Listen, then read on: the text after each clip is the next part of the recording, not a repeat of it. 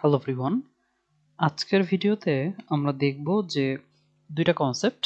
একটা হলো instance variable, যেটা আমরা অলরেডি প্রিভিয়াস ভিডিও ধরে দেখতে আসতেছি, এবং আজকে দেখব যে ক্লাস ভেরিয়েবল।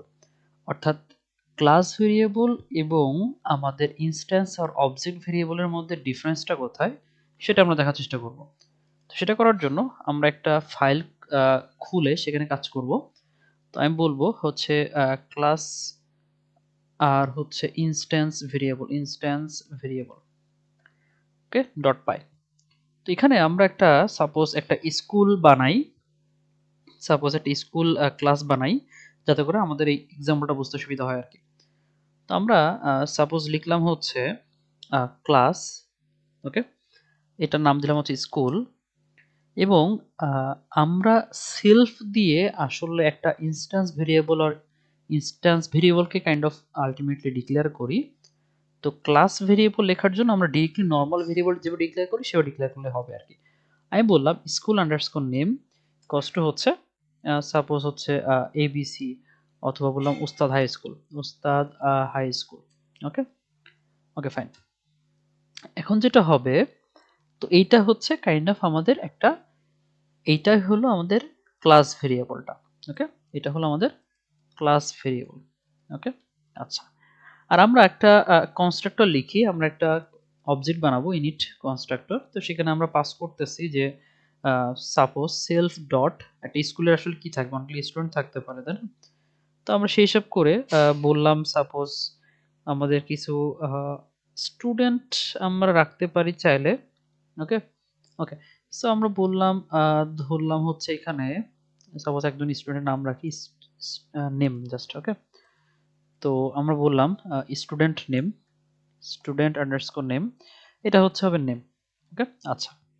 এখন আমরা যদি স্কুল ক্লাসের একটা অবজেক্ট বানাই, সাপোজ হচ্ছে SC1 বললাম, এখানে হচ্ছে স্কুলকে লিখতেছি স্কুল।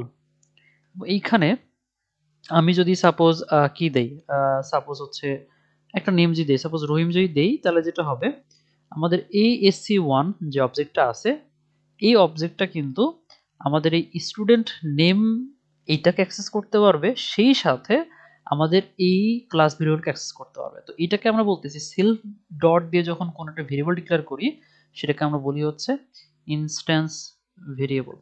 ওকে, আচ্ছা। তো এখন আমরা দুইটাকে অ্যাক্সেস করার চেষ্টা করি। প্রিন্ট করব SC1 ডট হচ্ছে স্কুল নেম, সেই সাথে আমি প্রিন্ট করব SC1 ডট স্টুডেন্ট নেম। কোডটা যদি রান করি, তাহলে দেখব আমাদের স্কুল নেম হচ্ছে ওস্তাদ হাই স্কুল এবং স্টুডেন্ট নেম হচ্ছে রহিম। ওকে, আচ্ছা। এখন এই যে আমি যদি আরো একটা সাপোজ স্কুল খুলি, C2, এখানে স্কুল দিলাম, এখানে বললাম হচ্ছে করিম নামে আমাদের একটা স্টুডেন্ট আছে করিম।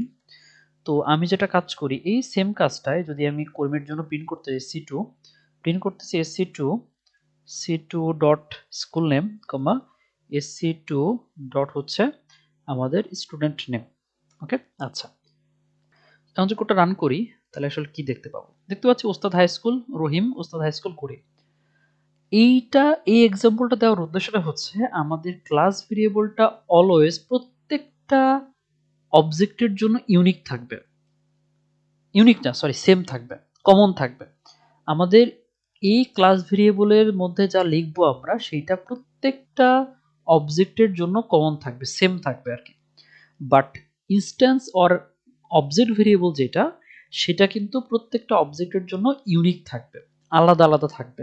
যেমন দেখলাম রহিম স্টুডেন্ট নেম কিন্তু রহিম আলাদা, করিম কিন্তু আলাদা, আমরা কিন্তু একই না, নর্মালি আলাদা থাকবে। এবং বাট ক্লাস নেমটা অলওয়েজ কিন্তু কি থাকবে, সেমই থাকবে। ওকে, আমরা যদি এই কাজটা করতে চাই, একটা সাপোজ SC1 ডট আমরা স্কুল নেম ইকুয়ালস টু বললাম XYZ করে দিব, XYZ করে দিলাম। ওকে, XYZ স্কুল করে দিলাম।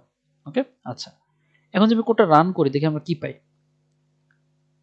আমরা কি পেলাম, আমরা কিন্তু স্কুলের যেটা ছিল, এই যে SC1 ডট স্কুল নেম, এটা কিন্তু আমরা কি করলাম, XYZ স্কুল হয়ে গেছে আর কি। এবং এটার স্কুল নেমটা কি, এটা স্কুল নেম কিন্তু চেঞ্জ হয়ে গেছে, SC1 স্কুল নেম কিন্তু এখন চেঞ্জ হয়ে XYZ হয়ে গেছে। ওকে, বাট আমাদের SC2 এর যে স্কুল নেমটা, সেটা কিন্তু আমাদের ওস্তাদটা এখনো পর্যন্ত আছে আর কি। ওকে, আচ্ছা। এখন যদি এমন হইতো বা এমন যদি চাইতাম আমরা যে এই স্কুল নেমটা চেঞ্জ করে ফেলতে, আমরা চাচ্ছি এটা যে ক্লাস ভেরিয়েবল এটা তো সব অ্যাক্সেস করতে পারে, নিজের মতো করে কাস্টমাইজ করতেই পারে, কারণ সে যেহেতু একটা ক্লাস ভেরিয়েবল, ব্যাপারটা অনেকটা এমন আমি মানে এই ক্লাসটা আমরা চিন্তা করতে পারি আমাদের বাবা মার সাথে, এবং এইটা হচ্ছে আমি চিন্তা করতে পারি আমার নিজস্ব একটা পার্ট। তো আমি চাইলে কি করতে পারি, বাবা মার যে কাইন্ড অফ সম্পত্তি যারা থাকে এটা কিন্তু ইনহেরিট করে সন্তানরা পায় আর কি। সে কিন্তু চাইলে সেখানে জমি জমা করতে পারে বা হচ্ছে সেটাকে সেল করতে পারে, আপডেট করতে পারে আর কি, তাই না? ঠিক এই কাজটা কিন্তু হচ্ছে সে যেমন নিজের ডেটাগুলো আপডেট করতে পারে, সে কিন্তু চাইলে স্কুল নেম ডেটা কিন্তু আপডেট করতে পারে আর কি। ওকে, বাট যেটা হয়, সে যে স্কুল নেমটা চেঞ্জ করলো সেটা কিন্তু তার কাছে থাকবে, এটা কিন্তু গ্লোবালি কোথাও এই সি2 এর কাছে কিন্তু চেঞ্জটা হয় নাই। এই সি2 কিন্তু এখনো পর্যন্ত ওস্তাদ হাই স্কুল পাচ্ছে। আমরা যে এমন চাই যে আমাদের স্কুল নেমটা প্রয়োজন পড়তে চেঞ্জ করা, সেক্ষেত্রে আমরা ডিরেক্টলি এই স্কুলের নামটা কপি করব, করে এখানে পেস্ট করব, করে আমরা কি করব, এক্স ওয়াই জেড স্কুল করে দিব। এটা হলো স্কুল। এখন যদি আমরা কোডটা রান করার চেষ্টা করি, তাহলে দেখব কি, তাহলে দেখব এক্স ওয়াই জেড স্কুল এবং এক্স ওয়াই জেড স্কুল, তার মানে কিন্তু আমাদের এই এক্স ওয়াই জেড আমাদের স্কুল নেমটা কিন্তু এখন চেঞ্জ হয়ে গেছে, এবং এই চেঞ্জেসটা কিন্তু এরপর থেকে আমি যতগুলো অবজেক্ট তৈরি করব প্রত্যেকটাতে কিন্তু চেঞ্জেসটা চলে যাবে আর কি। এটা কিন্তু ইম্পর্টেন্ট জিনিস। বাট আমি এই যে রহিম লিখলাম বা করিম লিখলাম, এটা কিন্তু আমি অবজেক্টটা যদি চেঞ্জ করি, তাহলে কিন্তু অন্য অবজেক্টে কোনো টাইপের এফেক্ট পড়ে না। বাট আমাদের ক্লাস ভেরিয়েবলের ক্ষেত্রে ব্যাপারটা যেটা হলো, এটা যেহেতু গ্লোবালি থাকে, কাইন্ড অফ একটা কমন ভেরিয়েবল, দ্যাটস ওয়াই এই ক্লাসের যত অবজেক্ট থাকবে এরপর আমরা ডিক্লেয়ার করব, সবগুলোতেই এই নেমটা কমনই থাকবে আর কি। তো এইটা হচ্ছে আমাদের বেসিক কিছু ডিফারেন্সেস, যে ক্লাস ভেরিয়েবলটা অলওয়েজ হচ্ছে প্রত্যেকটা অবজেক্টের জন্য কমন থাকবে, বাট ইনস্ট্যান্স ভেরিয়েবলটা প্রত্যেকটা অবজেক্টের জন্য ইউনিক অর ডিফারেন্ট থাকবে বা আলাদা আলাদা থাকবে আর কি। ওকে, তো এটা ছিল হচ্ছে আমাদের ইনস্ট্যান্সের ডিফারেন্সটা। নেক্সট ভিডিওতে গিয়ে আমরা আরো কিছু কনসেপ্ট দেখার চেষ্টা করব। ধন্যবাদ সবাইকে।